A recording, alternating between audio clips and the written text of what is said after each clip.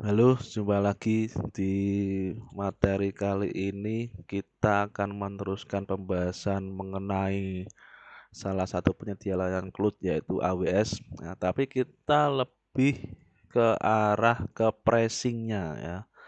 Maksudnya kita membahas mengenai komponen-komponen apa penyusun biaya dalam AWS ya. Nanti tujuannya supaya kita tidak salah dalam menentukan cloud seperti apa yang kita butuhkan ya. Jadi supaya efisien ya. Oke, nanti kita akan belajar ada yang namanya TCO juga ya. Oke, jadi tiga ya penyusun biaya dalam AWS itu apa saja sih? Nah, kalau ditarik-tarik akarnya hanya tiga. Nah, yang pertama yaitu compute. Compute. Maksudnya apa? Komputasi. Yang kita bayarkan ke AWS itu adalah jasa komputasi. Nah, jasa komputasi komputer. Nah, misalkan EC2 kita pakainya. Nah, ya. Jadi ini biayanya bervariasi ya dari berbagai macam instance ya, tipenya. Ya. Kemudian penghitungannya itu per jam atau per detik. Nah, bukan pay as you go. Nah, based on demand. Nah, kemudian eh, yang kedua ya dasar biaya dari AWS yang menentukan itu adalah storage atau penyimpanan. Ya, penyimpanan biasanya di tasnya, nah, biasanya ditagihkannya per gigabyte. Nah, kemudian biaya yang ketiga, biaya yang ketiga dari layanan yang kita bayar yang pertama komputasi, yang kedua layanan penyimpanan data, yang ketiga yang kita bayarkan adalah pengiriman data atau data transfer. Ya, data transfer ini dibagi beberapa ya di dalamnya yaitu ada yang namanya biaya outbound. Outbound itu apa? Nah, jadi ini server ya. Ini server. Nah, ini klien, nah, CL. Nah, outbound itu berarti data yang keluar dari server ke klien. Nah, ini yang dihitung nih biayanya berapa. Nah, kemudian biaya yang berikutnya inbound. Nah, inbound itu berarti dari klien meminta menuju ke server. Ini inbound. Ini out. Nah, biasanya inbound itu tidak kena biaya kecuali beberapa kasus nih with some exception dan di casnya ditagihkan biayanya per gigabyte ya. Jadi tiga fundamental ini yang harus kita ketahui. Jadi membayar layanan komputasi, membayar layanan penyimpanan, dan yang ketiga membayar biaya ya, pengiriman data. Nah, bagaimana kita membayar ke AWS? Nah, jadi kalau tadi kita sudah tahu membayarnya untuk apa, ya, bagaimana kita membayarnya?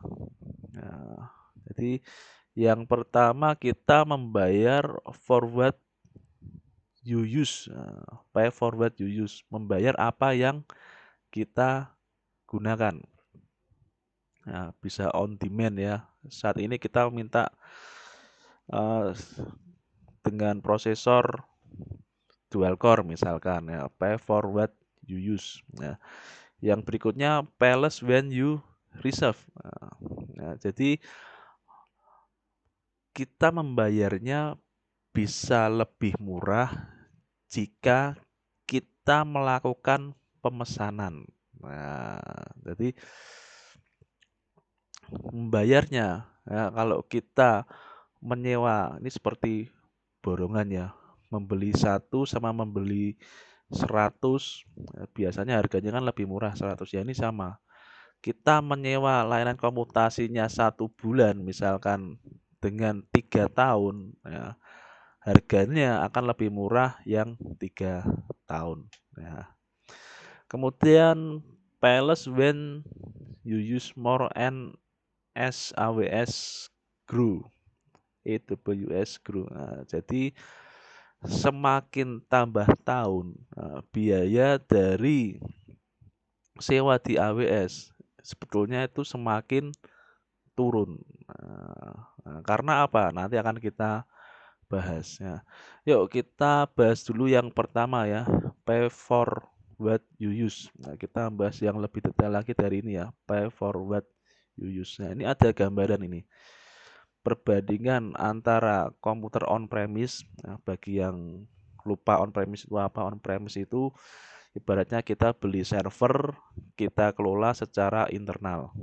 Jika dibandingkan dengan AWS. Ini perhatikan, ini masuk ke yang pertama ini, investasi sekian. Masuk waktu yang berikutnya investasinya tambah banyak. Masuk yang berikutnya, waktu berikutnya tambah banyak. Jadi tidak ada kemungkinan ya biaya server itu semakin murah, tidak ada. Yang ada kalau on-premise itu semakin lama merawat server, memelihara server, maka biayanya semakin lama semakin meningkat. Nah, berbeda dengan kalau menggunakan cloud AWS ya.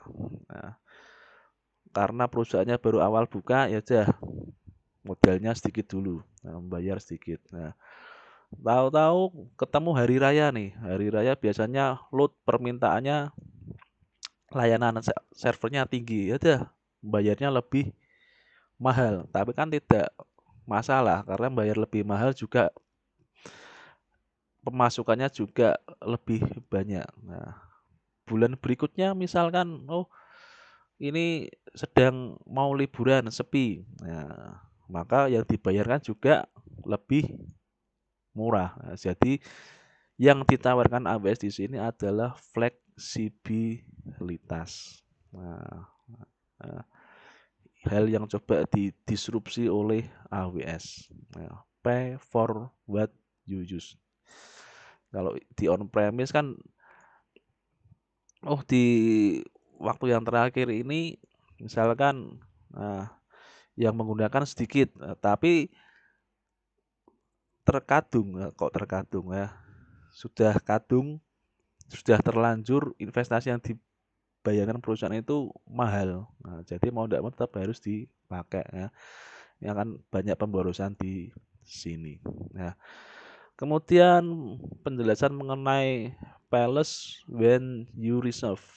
Nah, jadi ada istilah yang namanya AURI. AURI ini all upfront reserve instant. Nah, jadi apa yang dibayarkan kita sewa, kita bayarkan di depan. Nah, AURI menyediakan, maka kita akan memperoleh diskon yang paling besar ini. Nah,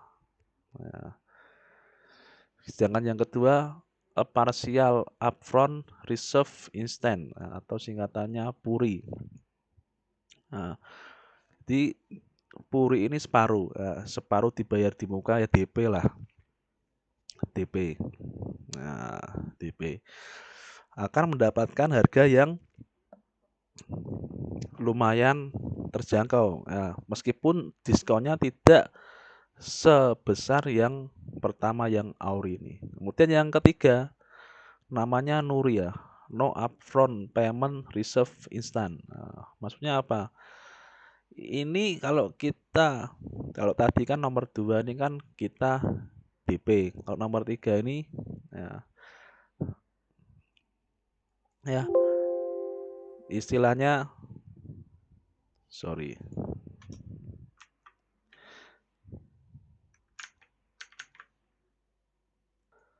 Jadi istilahnya ini tidak memberikan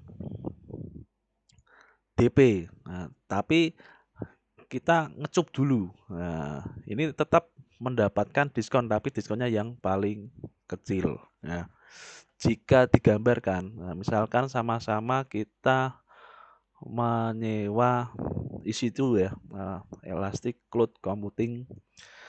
Kalau kita pakainya yang instannya modelnya on demand, saat itu juga kita butuh ya biayanya lumayan yang paling besar ini gambarannya, dolarnya banyak. Nah, tapi kalau yang Nuri, nah, Nuri tadi apa tidak DP ya, tapi ngecup istilahnya ya. Nah, membooking dulu ya. Itu biayanya lumayan besar, tapi sudah ada diskonnya meskipun diskonnya kecil. Nah, kalau mau yang diskonnya tengah-tengah, harganya tengah-tengah ya, bisa pakai yang Puri. Ini ya, Puri ya. Nah, jadi membooking dan membayar uang DP misalkan analoginya gitu. Nah, nanti yang kurangannya saat jalan misalkan itu mendapatkan diskon yang tidak terlalu banyak, tapi cukuplah, biayanya lebih efisien daripada yang Nuri. Kemudian yang paling banyak mendapatkan diskon yaitu yang Auri ya, ya. Jadi membayar di muka. Nah, ini saya sudah pesen ya isi itu core-nya 4, nah, untuk 1 tahun. Nah, itu dapat diskon yang banyak. Jadi biayanya lebih murah dibandingkan dengan yang on demand Nuri Puri. Nah, ya. Ini ya. Jadi Auri, Puri dan Nuri. Eh, contohnya seperti itu. Kemudian yang berikutnya Palace by using more. Nah, ini maksudnya bagaimana ini? Jadi ketika menggunakan lebih banyak, yang dibayarkan lebih sedikit. Nah, maksudnya gimana? Ini contohnya adalah S3 bucket, tempat penyimpanan S3. Ketika menyimpannya satu file, yang dibayarkan tinggi sekali ini. Ketika yang disimpan filenya dua, gambarnya dua file, lebih sedikit. Ketika yang disimpan lebih banyak lagi, yang dibayarkan lebih sedikit lagi, lebih murah. Ini maksudnya lebih murah itu kalau dihitung per gigabyte-nya. Jadi tarifnya enggak tarif flat ya. Jadi seperti model grosir ya, semakin banyak yang dibeli maka semakin murah per gigabyte-nya ya. Jadi jangan terkecoh nih. Ya. Kemudian berikutnya Palace as you grow.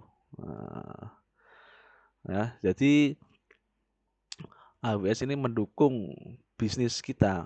Ketika kita menggunakan AWS langganan istilahnya, maka semakin lama biayanya itu semakin lower.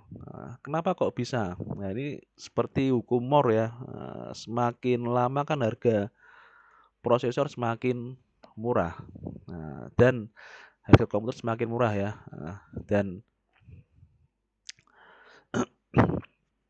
ini sebagai gambaran sejak tahun 2006 AWS telah ya, menurunkan harganya 75 kali dan masih terus berlangsung. Dari tahun 2006 biayanya ini maksudnya biaya per giganya ya, dalam artian ya lebih murah. Dan mungkin beberapa servis yang lainnya harganya bisa lebih murah lagi ya, per jamnya mungkin per detiknya lebih murah tergantung layanannya. Nah, ini ya yang dimaksud Palace as AWS Grow. Nah, jadi ini dia strategi untuk mendapatkan pelanggan ya. Ya. Oke, mungkin sampai sini saja dulu. Materi berikutnya kita akan membahas mengenai custom pricing. Nah, di materi berikutnya custom pricing itu apa, nanti akan kita bahas ya. Mungkin gitu saja materi kali ini, kurang lebihnya mohon maaf dan jangan lupa untuk happy coding.